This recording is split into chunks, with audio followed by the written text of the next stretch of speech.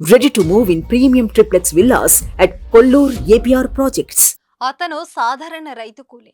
అతని ఇంట్లో ఒక మామూలు బల్బు, ఒక ఫ్యాన్ మాత్రమే ఉన్నాయి. ప్రతి నెల కరెంటు బిల్లు 150 రూపాయలు కూడా దాటేది కాదు.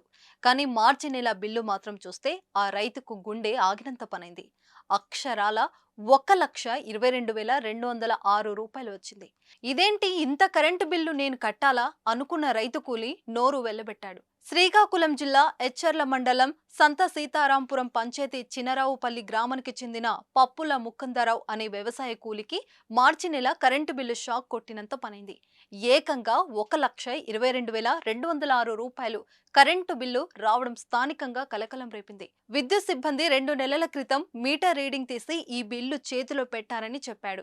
బిల్లు కడతామని చూస్తే లక్షల్లో ఉండడం చూసి ఆశ్చర్యపోయానని అంటున్నాడు.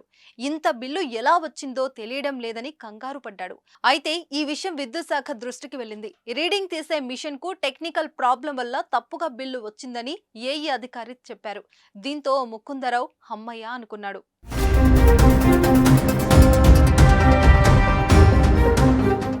సుమన్ టీవీలో మీ పర్సనల్ అండ్ బిజినెస్ ప్రమోషన్స్ కోసం కింది నెంబర్కి కాంటాక్ట్ చేయండి.